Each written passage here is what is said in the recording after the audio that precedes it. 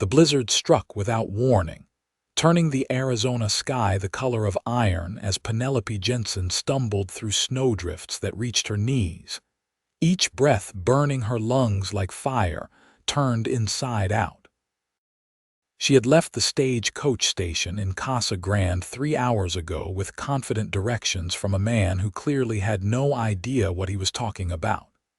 And now the winter storm that the locals swore would never come had descended on the high desert plateau with a vengeance that seemed personal.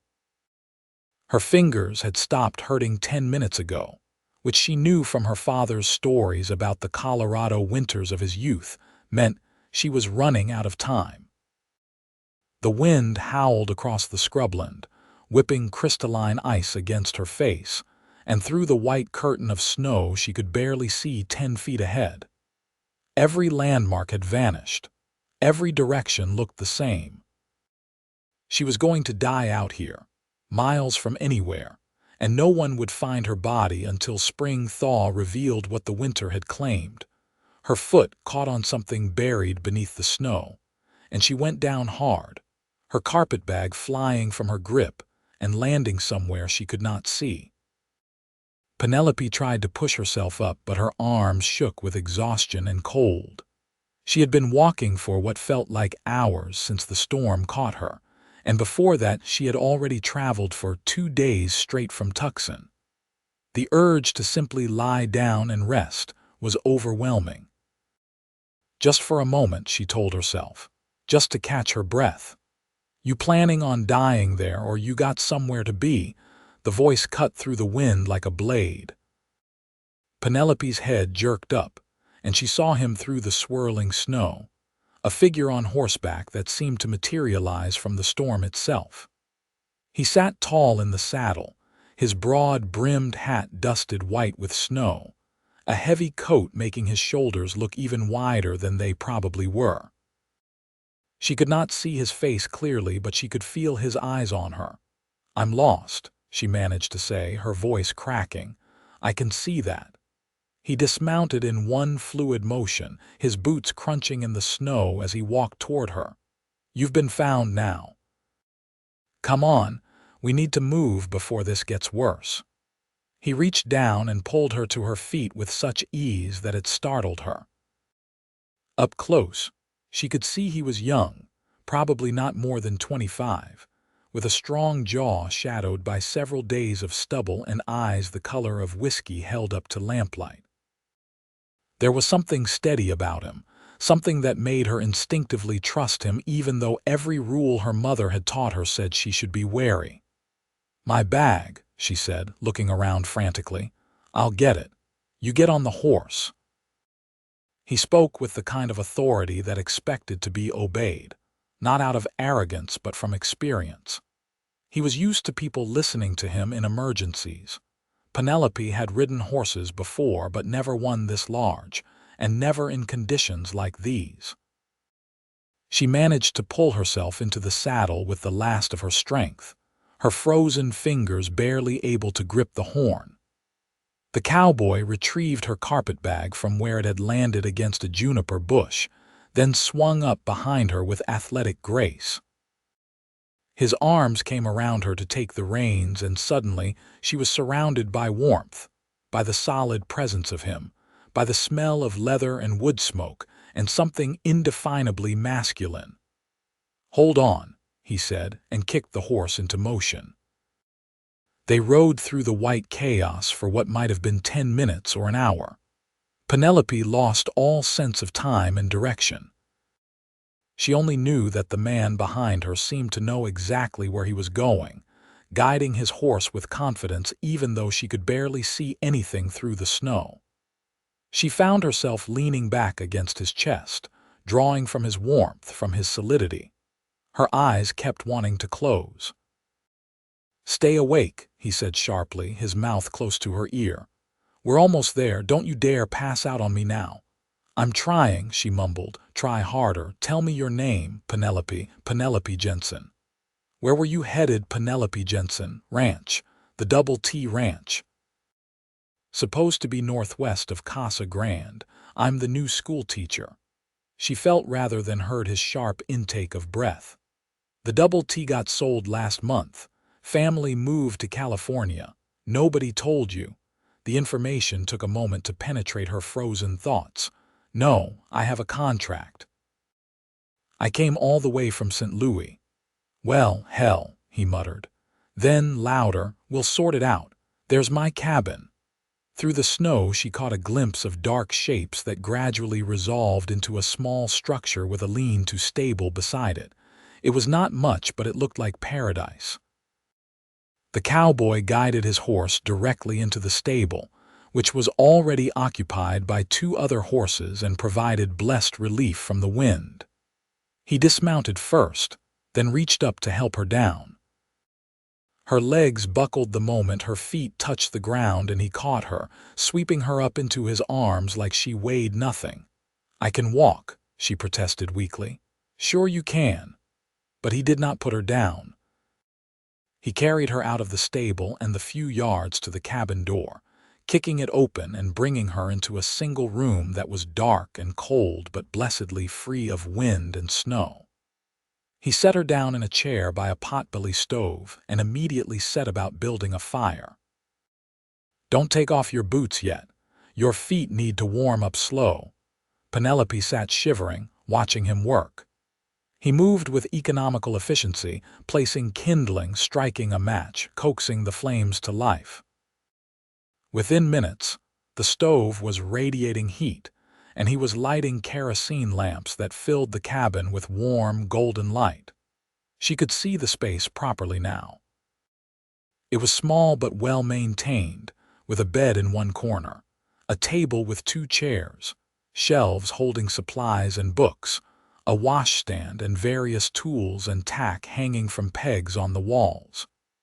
Everything was orderly in a way that suggested he lived alone and liked it that way. "I'm going to stable my horse properly," he said. "You stay by that fire. There's a blanket on the bed. Wrap up in it." He was gone before she could respond. Penelope forced herself to stand and shuffle over to the bed, pulling the heavy wool blanket off and wrapping it around her shoulders. She returned to the chair by the stove and held her hands out toward the heat, feeling the painful tingling as circulation returned to her fingers. Her feet hurt terribly now, which she supposed was a good sign. She was still shivering violently, her teeth chattering so hard her jaw ached. The door opened, and the cowboy came back in carrying her carpet bag and a pail of snow. He set the bag down and dumped the snow into a pot that he placed on the stove. "Need to melt snow for water. We'll get some warm liquid in you once it heats up." He shrugged out of his heavy coat and hung it on a peg, then removed his hat.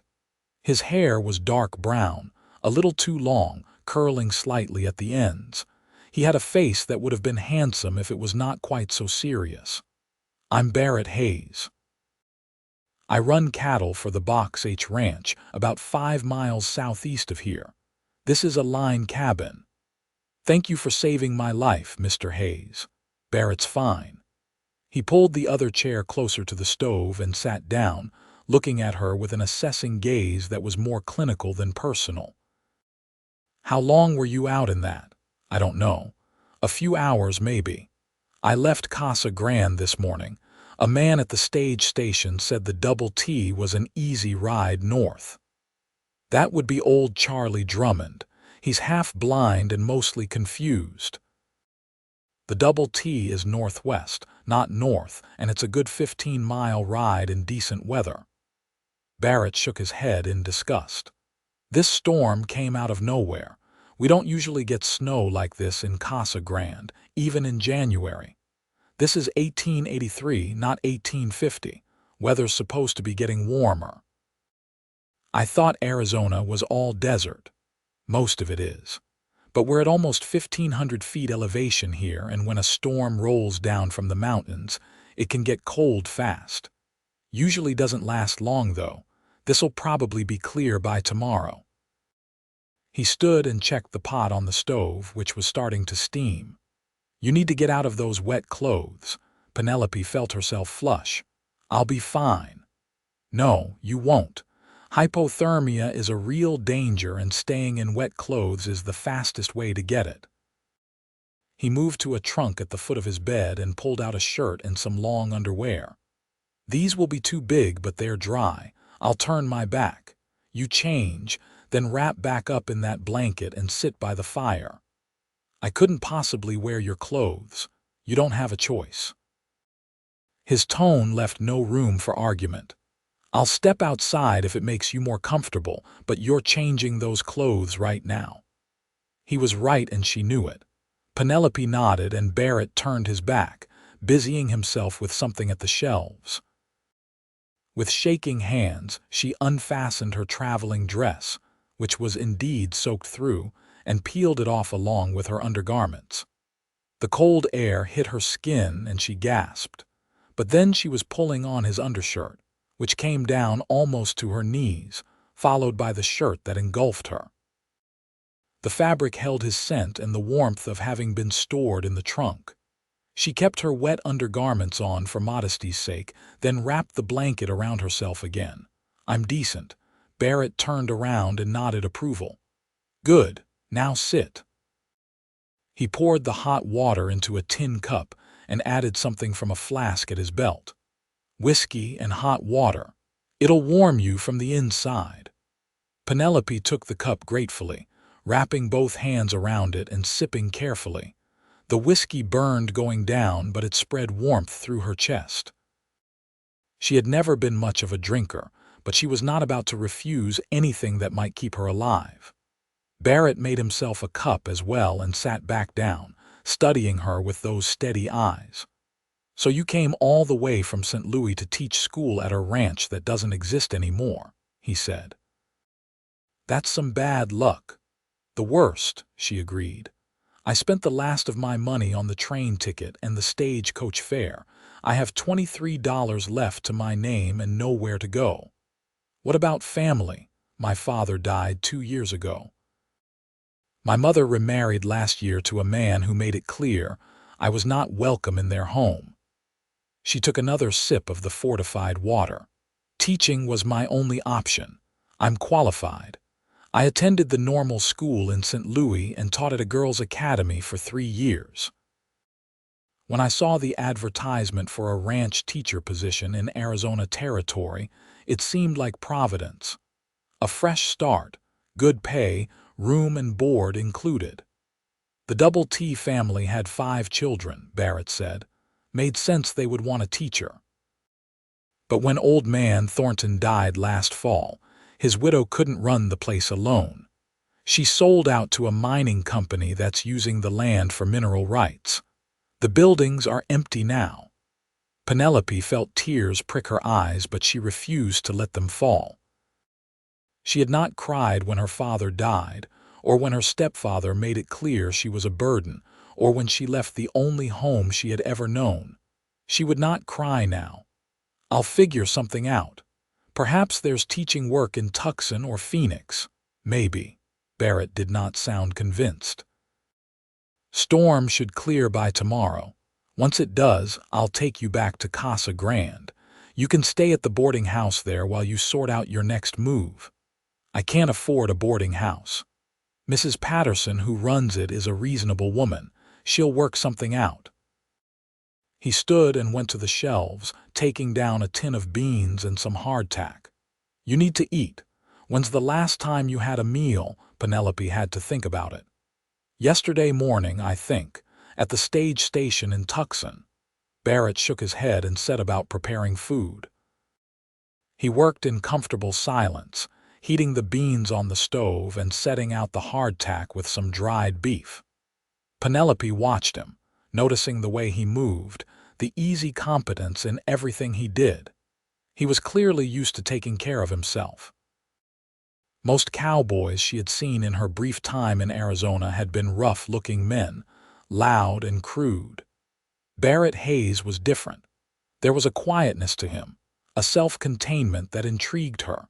He served the food on tin plates and they ate sitting by the fire.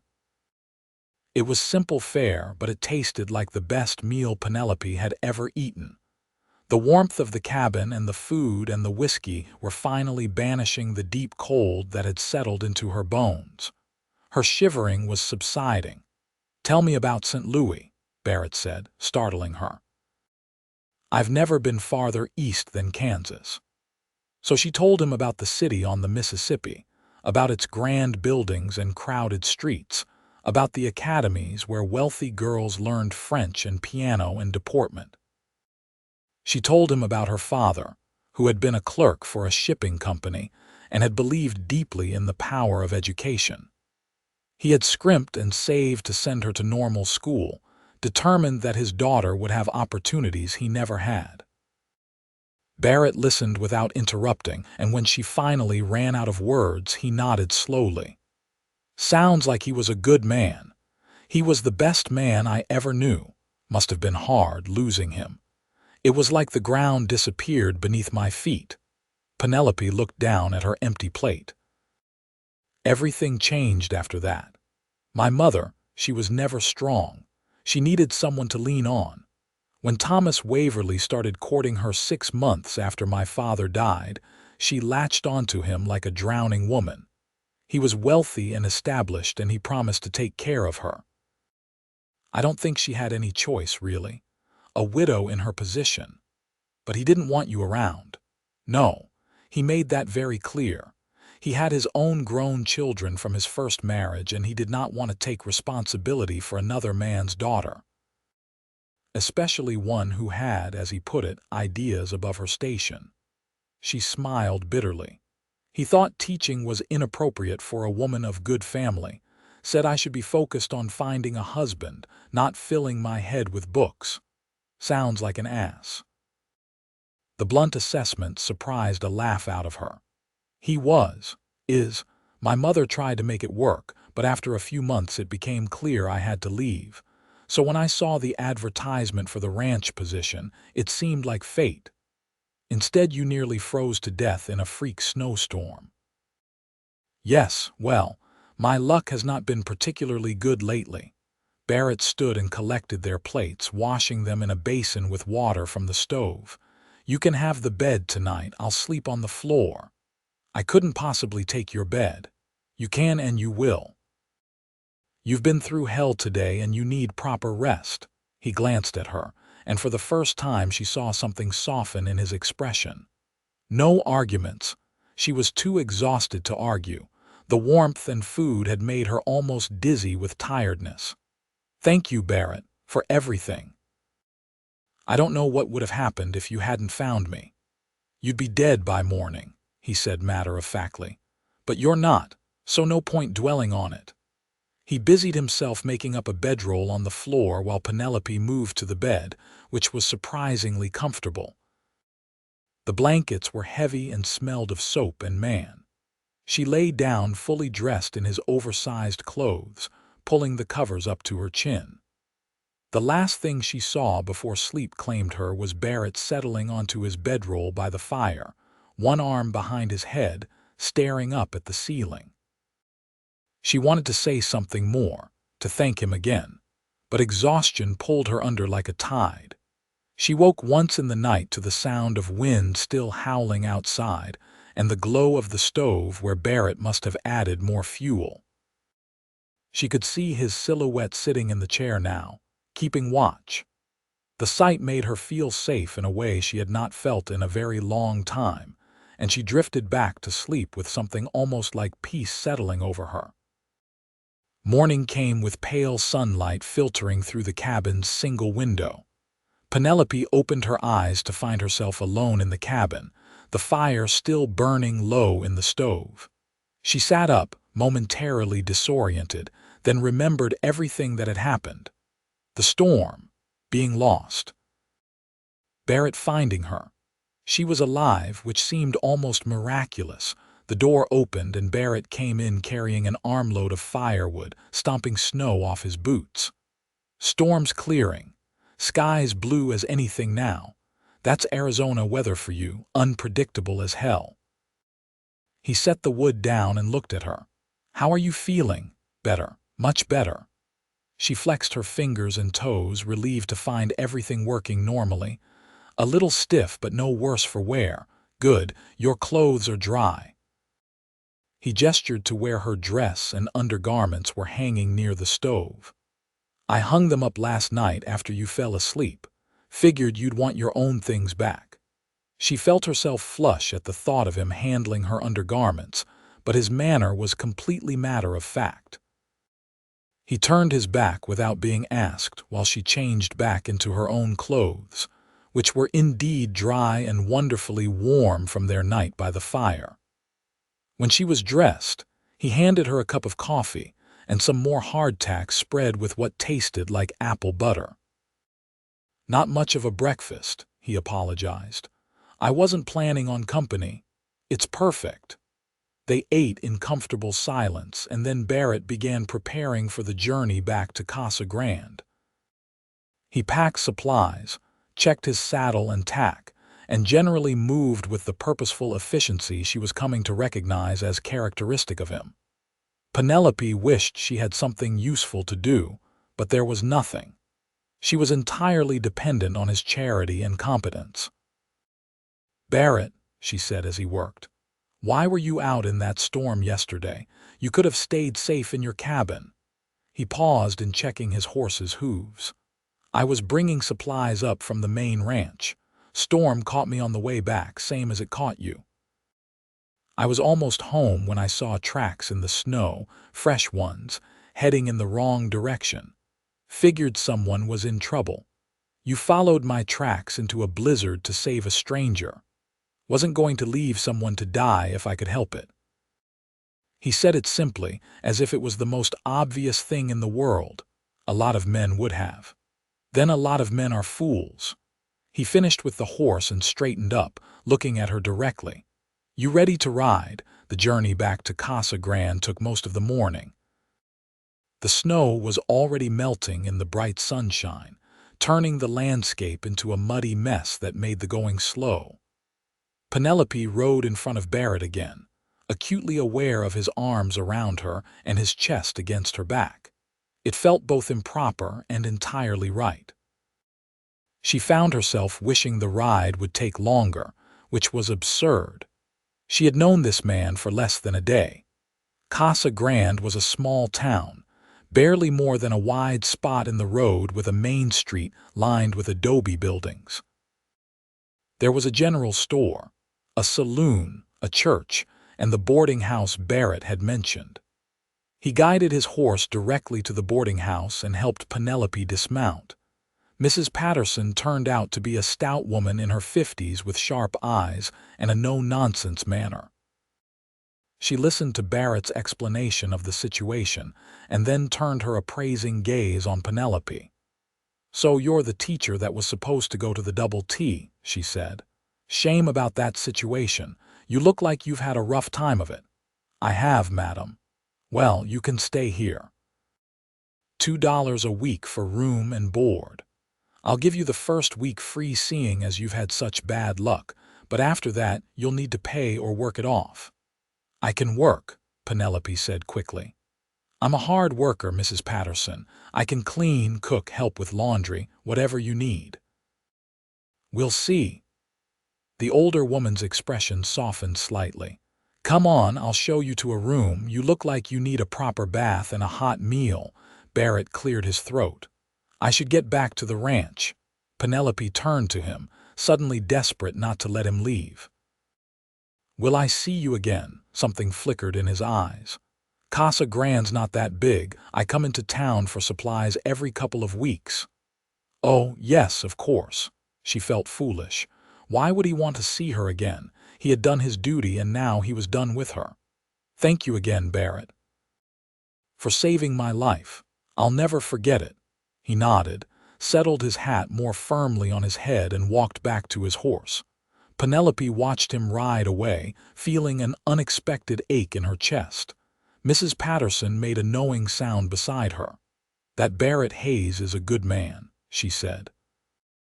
"Quiet, keeps to himself, but solid as they come. His daddy owns the Box H Ranch, biggest spread in these parts. Barrett could be living easy at the main house, but he prefers working the line cabins, out there alone most of the time. She gave Penelope a shrewd look. "He's not one to go out of his way for people usually. Must have seen something in you worth saving. He's just a decent person, Mrs. Patterson did not sound convinced, but she let it drop. "Come on, let's get you settled." The next week passed in a blur of work. True to her word, Penelope threw herself into helping Mrs. Patterson with the boarding house. She scrubbed floors, washed linens, helped prepare meals, and served the various travelers who stayed for a night or two. The work was hard but honest, and it kept her mind occupied. She tried not to think about Barrett Hayes, about his steady presence and quiet strength, about the way she had felt safe in his arms. She tried and failed. On Sunday, she attended services at the small church and met more of the town's residents. Casa Grande had a population of maybe 200 people, most of them involved in ranching or mining in some way. The pastor, Reverend Michaels, was a kindly man who welcomed her warmly and introduced her to several families. One of them, the Martins, mentioned that they had been thinking about hiring a tutor for their 3 children. "We're too far from Tucson for the children to attend school there," Mrs. Martin explained. She was a tired-looking woman with worn hands and a baby on her hip. "And with the Double T closing down, we thought we'd lost our chance at getting a teacher in the area. Do you think you might be interested, Miss Jensen?" "Very much so," Penelope said, trying to contain her excitement. By the end of the church service, she had spoken with 4 families who were interested in pooling resources to hire her as a traveling teacher. She would spend 1 day a week at each ranch, teaching the children there, and have 1 day for rest and preparation. The pay would not be much, but combined with room and board at Mrs. Patterson's, it would be enough to live on. "You've got yourself set up nicely," Mrs. Patterson said that evening as they sat in the boarding house parlor. "Those are all good families. They'll treat you right." "I can hardly believe it. A week ago I thought my life was over, and now I have a position and a place to stay."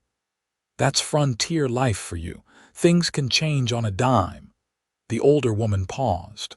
"Barrett Hayes came by this afternoon while you were at church, left this for you." She handed Penelope a small package wrapped in brown paper. Inside was a book, a collection of poems by Walt Whitman, and a note in strong, angular handwriting.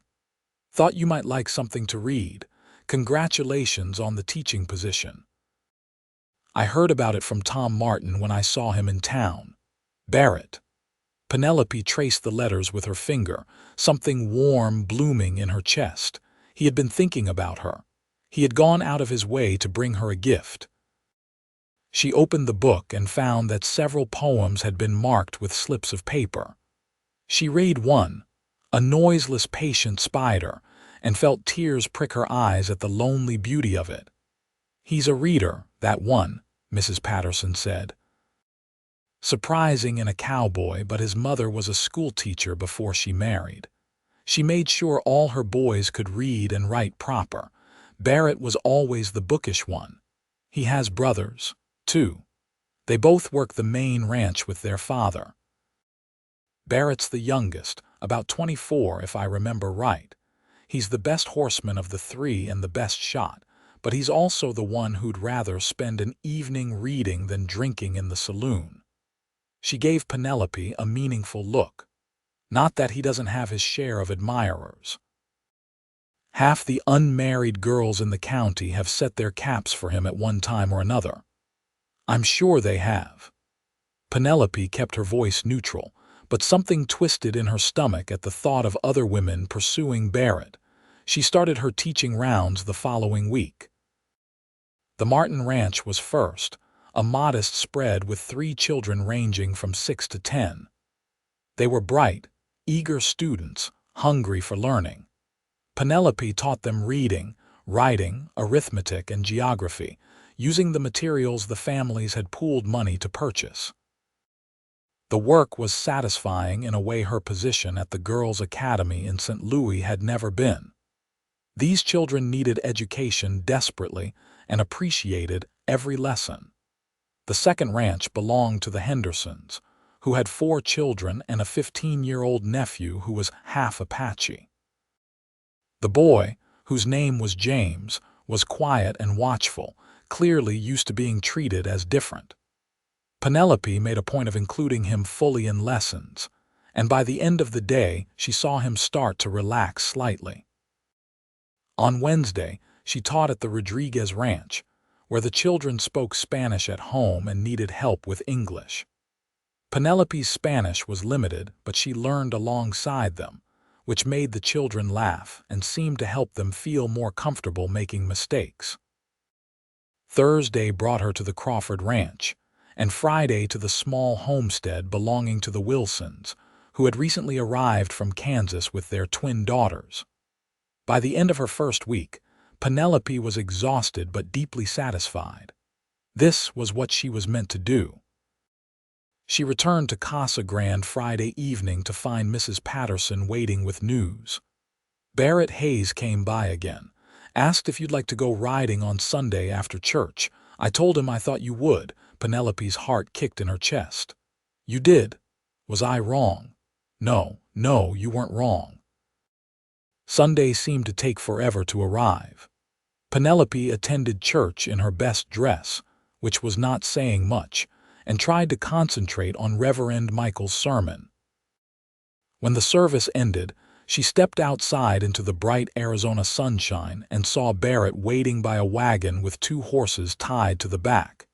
He looked different than he had in the midst of the storm. He was clean-shaven now, his hair trimmed, wearing a clean shirt and vest. But his eyes were the same, that steady whiskey color that seemed to see right through her. "Miss Jensen," he said formally, touching the brim of his hat. "Mr. Hayes. I thought maybe you'd like to see more of the country around here. Since you're going to be teaching at the ranches, might be good to know the area better." His voice was casual, but she could see tension in his shoulders, as if he was uncertain of her response. "I'd like that very much." They rode out of town with Penelope on one of the horses Barrett had brought, a gentle mare named Clementine. He rode beside her on his own horse, the same one that had carried them both through the storm. The day was beautiful, clear and cool, the kind of weather that made her understand why people loved this harsh land. Barrett led her up into the hills east of Casa Grande, pointing out landmarks and explaining the geography. The valley spread below them in shades of brown and gold, dotted with the green of juniper and mesquite. In the distance, mountains rose blue and hazy. "It's beautiful," Penelope said. "Different from anything I knew back east, but beautiful. It grows on you." Barrett dismounted near a cluster of rocks that provided some shade and helped her down.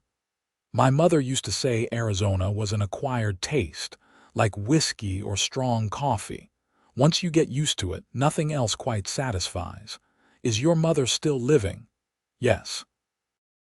She and my father live at the main ranch house with my brothers and their families. It's crowded and loud and full of children running everywhere." He pulled a canteen from his saddle and offered it to her. "I love them all, but I can't live like that. I need space and quiet. Hence the line cabin." "Hence the line cabin." He looked at her. "What about you? Can you be happy out here? It's a far cry from St. Louis." Penelope considered the question seriously. "I think I can.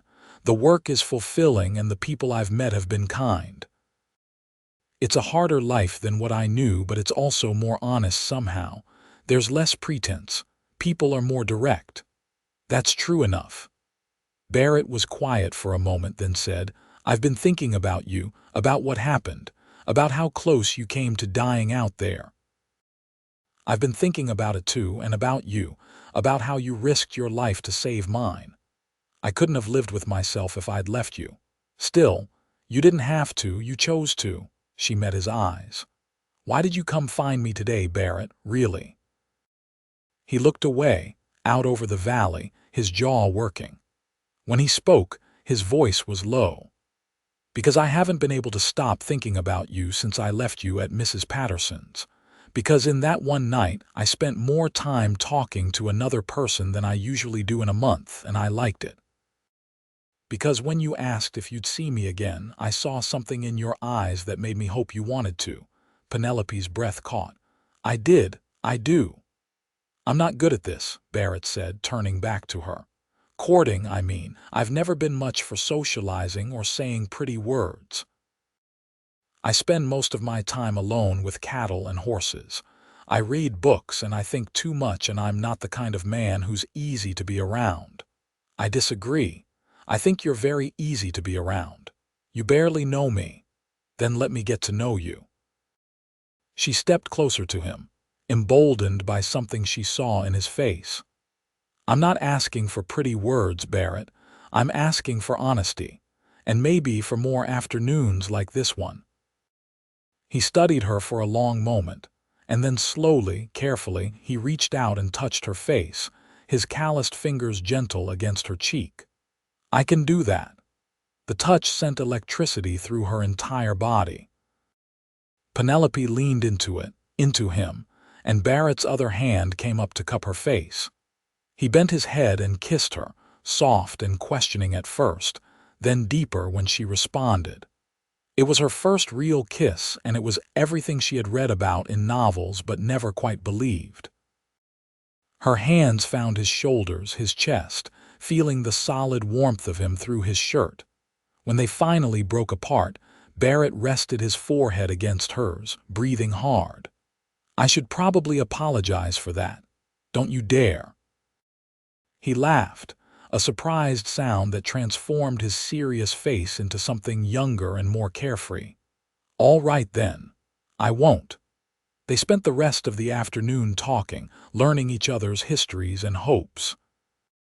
Barrett told her about growing up on the ranch, about learning to ride before he could walk properly, about his mother teaching him to read using whatever books she could get her hands on. He talked about the work he did, the satisfaction of caring for the cattle and the land, the peace he found in solitude. Penelope told him more about her life in St. Louis, about the dreams she had harbored of making a difference through teaching, about the grief of losing her father and the humiliation of being made unwelcome in her mother's new life. She told him things she had never told anyone, and he listened with complete attention, never judging, only accepting. By the time they rode back to Casa Grande, the sun was setting in a spectacular display of orange and gold. Barrett helped her dismount in front of the boarding house and held her hand longer than was strictly necessary. Can I see you again? He asked. Next Sunday? Yes, and maybe before that if you happen to be in town during the week. I might happen to be in town quite frequently. Penelope smiled and daringly stood on her toes to kiss his cheek. Good. She floated into the boarding house to find Mrs. Patterson waiting with a knowing look. That boy's smitten, the older woman said, and unless I miss my guess, so are you. Is it that obvious? Dear girl, you're glowing like a lantern. Yes, it's that obvious. Mrs. Patterson smiled. But I'm happy for you. Barrett's a good man and you deserve happiness after what you've been through. The next weeks fell into a pattern that made Penelope happier than she had been in years. She taught her rounds during the week, working with children who were bright and eager despite their limited resources. She lived at Mrs. Patterson's boarding house, helping with chores and becoming something like a daughter to the older woman. And every Sunday, after church, she rode out with Barrett. Sometimes they went up into the hills. Sometimes they visited his line cabin, where they would sit by the fire and read aloud to each other from his collection of books. Sometimes they simply rode through the countryside, talking about everything and nothing. Barrett was opening up more, showing her the man beneath the quiet exterior. He was thoughtful and intelligent, with a dry sense of humor that surprised her into laughter. He noticed everything about the land and animals, reading signs she could not see, but he also noticed things about her. He remembered things she mentioned in passing and brought her small gifts, a pressed flower, an interesting rock, a book he thought she would like. Penelope found herself falling in love with him, deeply and irrevocably. It was different from anything she had imagined. This was not the dramatic passion of novels, but something steadier, built on genuine liking and respect as much as attraction. She loved his competence and his kindness, his quiet strength and his unexpected gentleness. She loved the way he looked at her like she was something precious, the way he listened when she talked about her teaching as if it was the most important thing in the world. February turned to March and the weather warmed. Spring came early to the Arizona desert, painting the landscape with wildflowers. Barrett brought Penelope to his family's ranch one Sunday, nervous in a way she had never seen him before. The Box H Ranch was indeed impressive, a sprawling operation with a large main house and numerous outbuildings. Barrett's mother, Grace Hayes, was a small woman with sharp eyes and her son's same steady manner. She welcomed Penelope warmly, as did Barrett's father, Ben, a gruff man who clearly adored his family. His brothers, Benjamin Jr. and Blake, were friendly and teased Barrett mercilessly about bringing a woman home. "Never thought we'd see the day," Benjamin said, grinning. "Barrett dating someone. We figured he'd married himself to those books and that line cabin."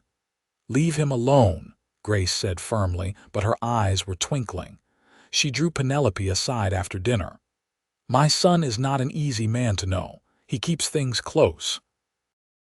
But I can see the way he looks at you, and I can see the way you look at him. I think you're good for each other." "I hope so, Mrs. Hayes. I care for him very much." "I can see that, too." Grace patted her hand. "You're welcome here anytime, Penelope. I have a feeling you're going to be family soon enough." The words sent a thrill through Penelope. Was Barrett thinking about marriage?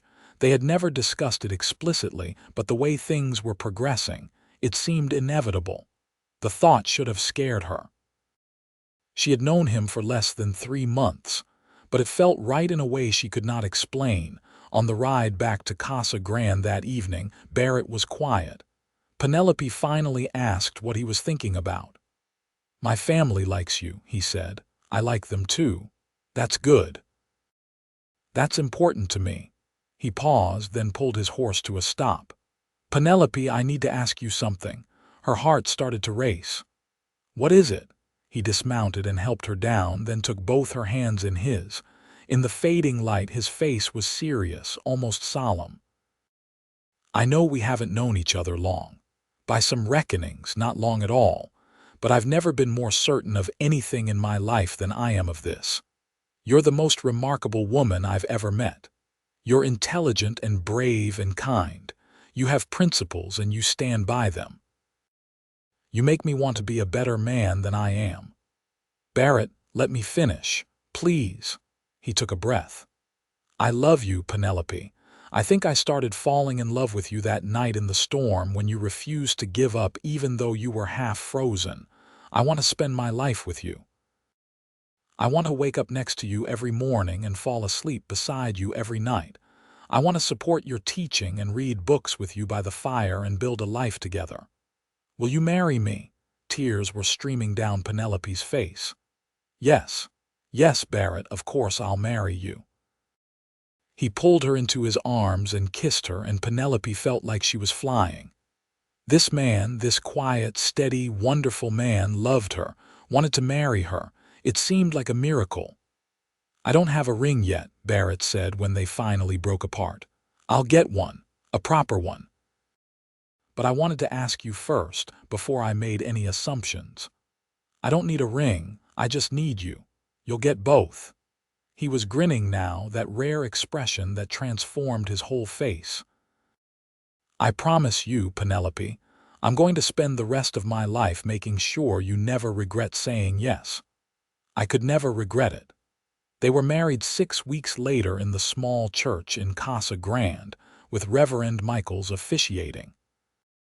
Grace Hayes helped Penelope make a simple but beautiful wedding dress, and Mrs. Patterson cried through the entire ceremony.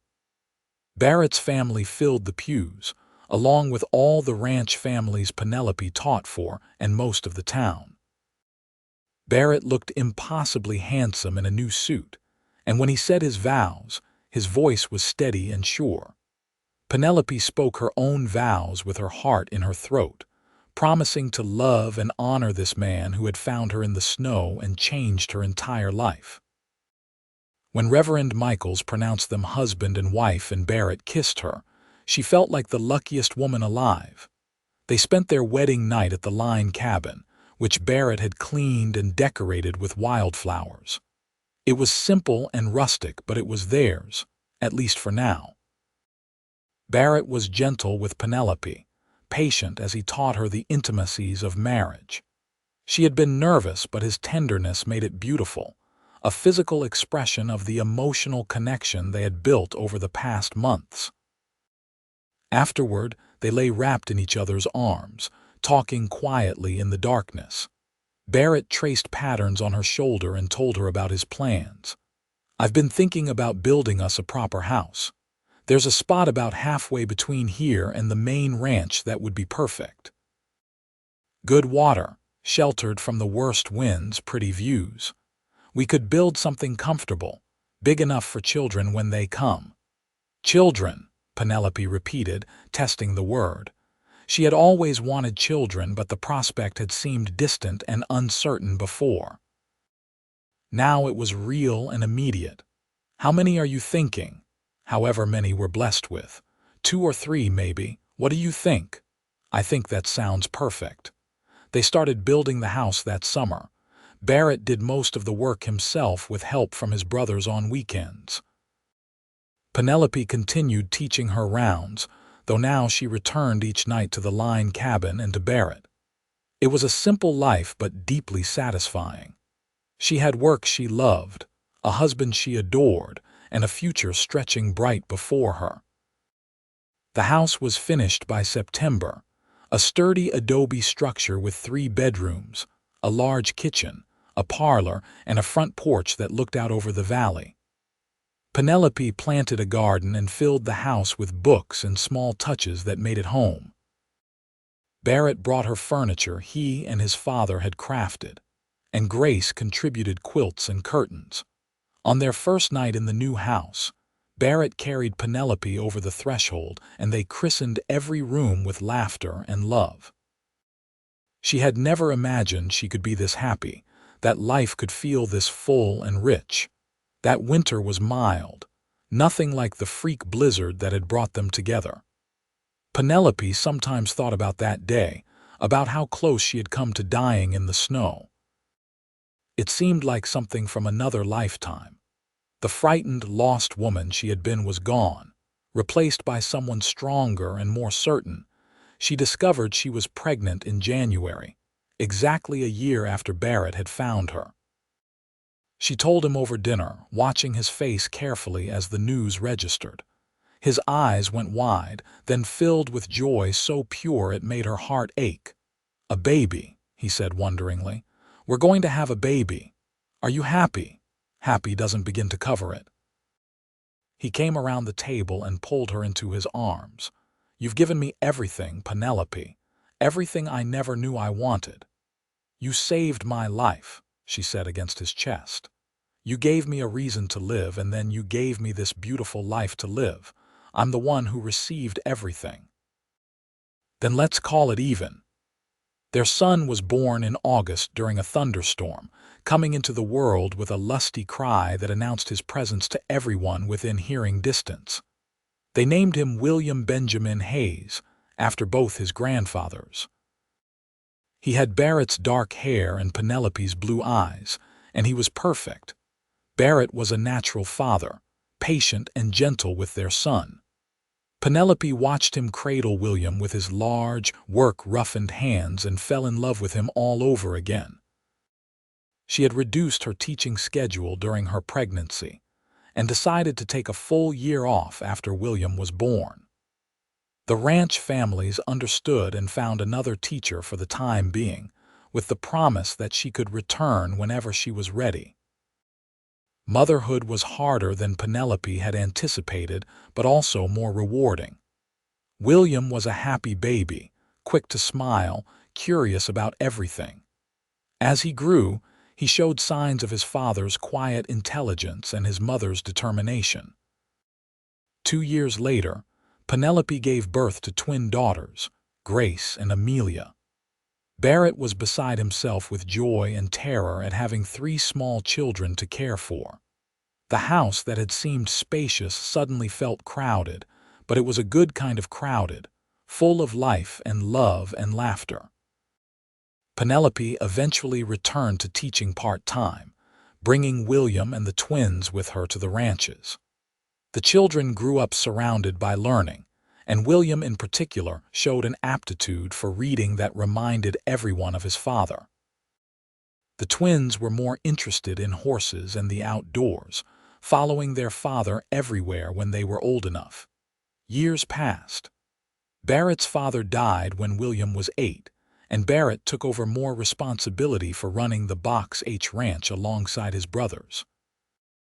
They moved into a larger house closer to the main ranch, though Barrett still escaped to the old line cabin whenever he needed solitude. Penelope understood and never begrudged him that need for space. William grew into a serious, studious young man who eventually left Arizona to attend university in California. The twins stayed closer to home, both marrying local ranchers and starting families of their own. Grace Hayes, Barrett's mother, died peacefully in her sleep at the age of 78, surrounded by children and grandchildren. Through it all, Barrett and Penelope remained each other's anchors. They still took rides together when they could, still read to each other by the fire, still talked for hours about everything and nothing.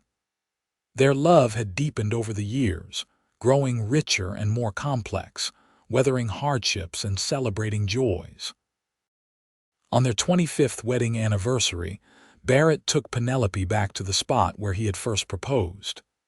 They were both older now, marked by sun and work and the passage of time, but when he looked at her, she could still see the young cowboy who had found her in the snow. "Do you ever regret it?" he asked. "Staying here, marrying me, building this life, not for a single second, do you?" "Never." He took her hand. "You were lost and I found you, but the truth is I was lost too. I just didn't know it until you came into my life. Then we found each other." Yes, we found each other. They stood there together, looking out over the land they had made their own, the land that had brought them together and held them through a quarter-century of marriage. The sky was that particular shade of blue that only existed in Arizona, and the air smelled of sage and dust, and the promise of rain. Penelope thought about the terrified young woman she had been, stumbling through a blizzard with no hope and no future. She thought about the moment she had fallen in the snow, ready to give up, and she thought about the voice cutting through the storm, strong and sure. "You've been found." Those words had saved her life, but they had done more than that. They had given her a future, a family, a love that sustained her through every challenge. Barrett had found her in the snow, but in doing so, he had found himself as well. They had found each other, and that made all the difference. As they stood together in the Arizona sunshine, Penelope knew with absolute certainty that she was exactly where she was meant to be. The lost woman in the snow was gone, replaced by someone who had found her place in the world. Someone who had found love, purpose, and a home in the most unlikely of circumstances. Barrett squeezed her hand, and she squeezed back, a silent communication that needed no words. They turned together and walked back to their horses, partners in every sense of the word, ready to face whatever came next the same way they had faced everything else over the past 25 years. Together. The sun was setting by the time they rode back home, painting the sky in shades of gold and crimson. Their house appeared in the distance, lights glowing warm in the windows, smoke rising from the chimney. It looked like what it was, a home built on love and hard work and commitment.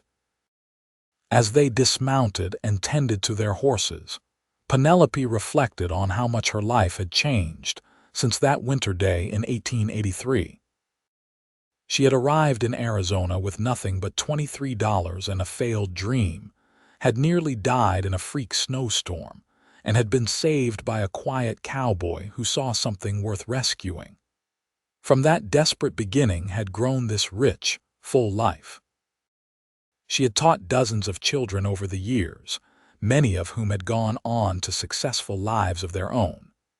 She had raised 3 wonderful children who were now grown with families of their own. She had built a marriage that was everything she had never dared hope for, based on mutual respect and genuine friendship as well as passion.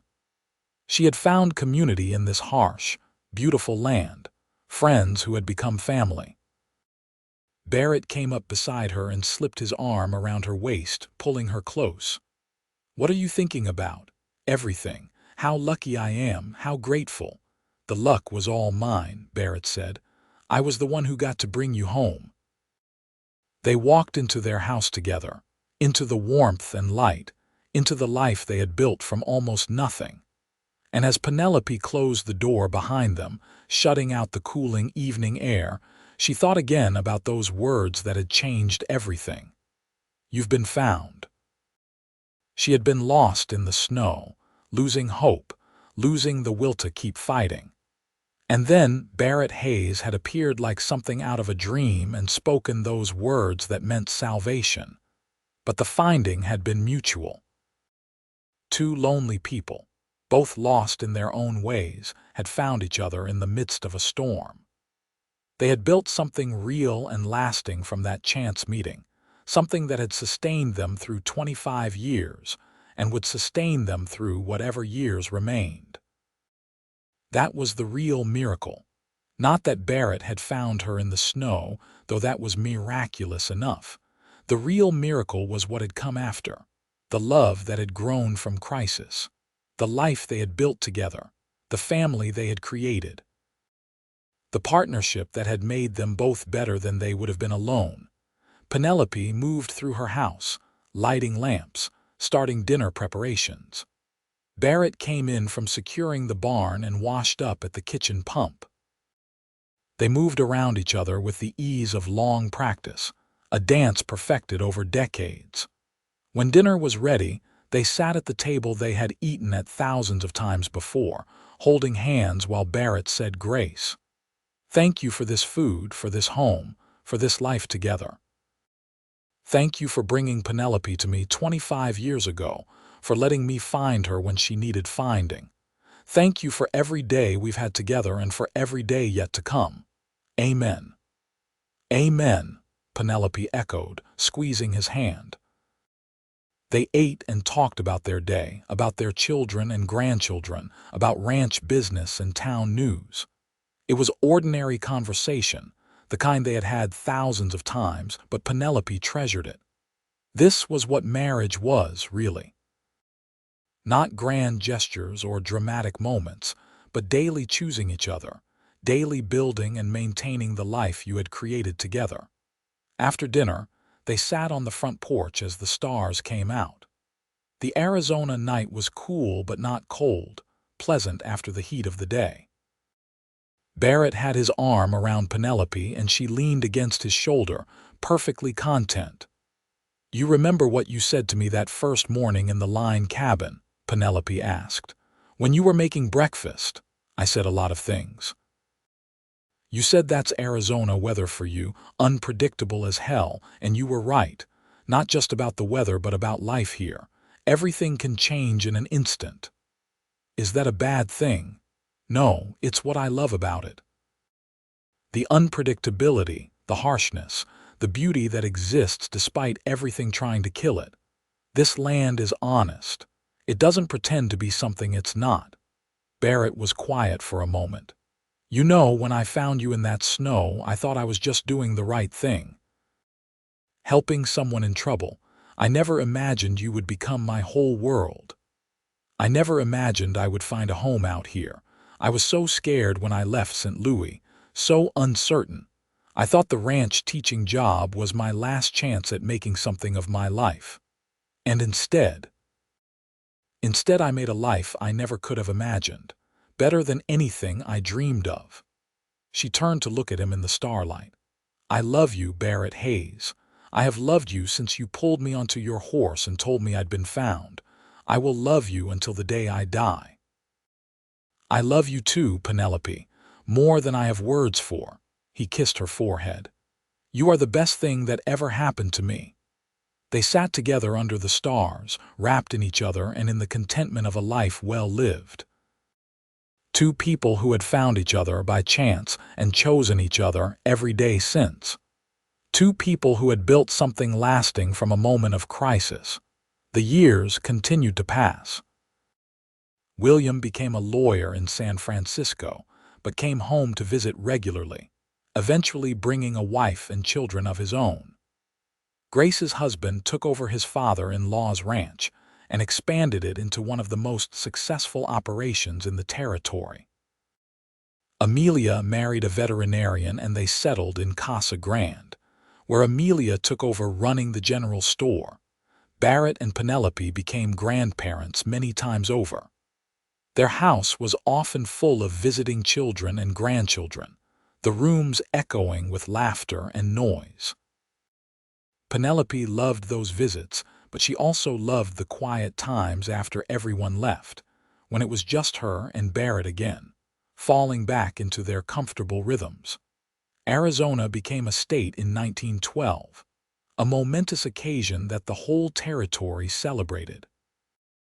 Barrett and Penelope attended the festivities in Phoenix, marveling at how much the place had changed since they had first arrived nearly 30 years before. The wild, raw frontier was becoming more civilized, more settled. They were not sure if that was entirely a good thing, but it was the nature of progress. Barrett's brothers both passed away in the 1910s, leaving Barrett as the last of his generation. He took it hard, mourning the loss of the siblings who had been his companions since childhood. Penelope held him through his grief, offering the same steady support he had always given her. They were in their 60s when the Great War broke out in Europe. William, though too old to fight himself, had two sons who enlisted. Penelope spent those years in an agony of worry, praying every night for her grandson's safe return. When they both came home in 1918, scarred but alive, she wept with relief. Barrett's health began to decline in his late 60s. Nothing dramatic, just the slow wearing down of a body that had worked hard for a lifetime. He developed a persistent cough, and his joints ached in cold weather. Penelope nursed him with fierce devotion, refusing to acknowledge what they both knew was coming. He lived to see their 50th wedding anniversary in 1934. The whole family gathered for a massive celebration at the Box H Ranch, 3 generations coming together to honor the couple whose love had started it all. Barrett was frail by then, his hair completely white, his hands trembling with palsy. But when he looked at Penelope, his eyes still held that same steady warmth they always had. 50 years, he said wonderingly as they sat together watching their family. 50 years since I found you in the snow. 50 years since you saved my life. We saved each other. Yes, we did. Barrett died peacefully in his sleep 3 months later with Penelope holding his hand. He was 76 years old and had lived a good, full life. Penelope grieved him with an intensity that frightened her children, but she refused their offers to move in with them. She stayed in the house they had built together, surrounded by 50 years of memories. She lived another 8 years, long enough to see her great-grandchildren born, long enough to watch the world change in ways that would have been unimaginable when she first arrived in Arizona. She kept teaching almost to the end, giving lessons to ranch children who reminded her of her own students from decades before. On a cold January morning in 1942, Penelope woke feeling strange. She was 78 years old, and she knew, with the certainty of the very old, that this was her last day. She rose and dressed carefully, then sat at her kitchen table with a cup of coffee and watched the sun rise over the land she had come to love. She thought about her life, about all the twists and turns that had led her to this place. She thought about being lost in the snow, about Barrett's voice cutting through the storm, about falling in love with a quiet cowboy who read poetry and saved lost women. She thought about their children, their grandchildren, their great-grandchildren, all the life that had come from their union. She thought about 50 years of marriage, of waking up next to the same person and choosing them over and over, of building a life together through good times and hard times. She thought about the teaching she had done, the children she had helped educate, the small difference she had made in the world. It had been a good life, better than she had any right to expect. She had been lost and Barrett had found her, and together they had created something beautiful. When Amelia found her that evening, Penelope was sitting in her chair by the window, looking out over the valley with a slight smile on her face. She had died as peacefully as Barrett had, slipping away without pain or struggle. In her hand was the book of Walt Whitman poems he had given her 60 years before, open to the marked page. A noiseless, patient spider. They buried her next to Barrett in the small cemetery outside Casa Grande. 3 generations of descendants attended the funeral, along with former students and friends from across the state. Reverend Michael's grandson, who now held his grandfather's position, spoke about Penelope's life of service and love. She came to us as a stranger, lost in a snowstorm, and she became part of the fabric of this community, he said. She taught our children, supported our families, and showed us all what it means to build a life of purpose and meaning. She and Barrett Hayes were an example of what love can be when it is grounded in respect, friendship, and commitment. Their story reminds us that sometimes the best things in life come from the worst circumstances, that hope can be found even in the midst of a blizzard. As the mourners dispersed, William Hayes stood by his parents' graves, his own children and grandchildren around him. He thought about the story he had heard all his life, about how his mother had nearly died in a freak snowstorm and his father had saved her. It had always seemed like a fairy tale, too perfect to be quite real. But standing here now, seeing the evidence of the life they had built, he understood that it was real. It was as real as anything could be. 2 people had found each other by chance and made a choice to build something lasting. From that choice had come him, his sisters, all their descendants, a whole family tree that would not exist if Barrett Hayes had not ridden out into a storm to follow tracks in the snow. "Thank you," William whispered to the graves, "for finding each other, for building this family, for showing us what love looks like." The wind blew across the cemetery, warm despite the January date. Arizona weather, unpredictable as ever, but some things were constant, some things endured. Love endured, family endured. The story of a woman lost in the snow and the cowboy who found her would be passed down through generations.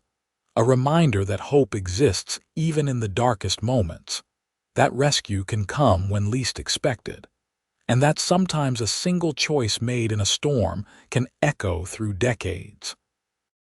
Penelope had been lost and Barrett had found her, and from that finding had come a love story that spanned more than half a century. It was not the kind of love story that makes headlines or gets written about in newspapers. It was quieter than that, more ordinary.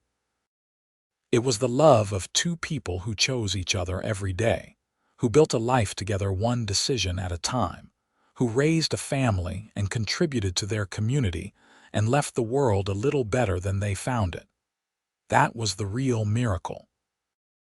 Not the dramatic rescue, though that was remarkable enough. The real miracle was what came after, was 50 years of marriage and partnership and choosing love even when it was hard. The miracle was that a lost woman and a quiet cowboy had found each other in a snowstorm and decided to build forever from that chance meeting. Their great-granddaughter, a girl of 12 named Penelope Hayes after her great-grandmother, stood at the grave and listened to the stories the adults were telling. About the blizzard of 1883, about a woman stumbling through snow with no hope left, about a cowboy who followed her tracks into the storm and brought her home. About falling in love, getting married, building a house and a family and a life. "That's the most romantic story I've ever heard," young Penelope said to her father. "It is," he agreed. "And it's all true. That's the best part. It really happened just like that." "Do you think I'll ever find love like that?" Her father smiled and put his arm around her shoulders. "I think if you're half as brave as your great-grandmother and half as steady as your great-grandfather, you'll find exactly what you're meant to find. Love has a way of showing up when we need it most." As the Hayes family walked back to their cars, the sun was setting over the Arizona landscape, painting the sky in brilliant colors. The land looked almost exactly as it had 60 years before when Penelope Jensen first stumbled through the snow, lost and afraid. The land was eternal, unchanging in its harsh beauty, but the people changed. They grew and loved and built families and died, passing the torch to the next generation. And sometimes, if they were very lucky, they left behind stories worth telling. Stories about being lost and being found, about choosing love, about building something lasting from unpromising beginnings. The story of Penelope Jensen and Barrett Hayes was one of those stories. It would be told at family gatherings for generations to come, embellished and refined, but always true at its core. A woman was wandering lost in snow. A cowboy said, "You've been found." And from those simple words came a love that lasted a lifetime and echoed down through the years. It was not a fairy tale. It was better than that. It was real.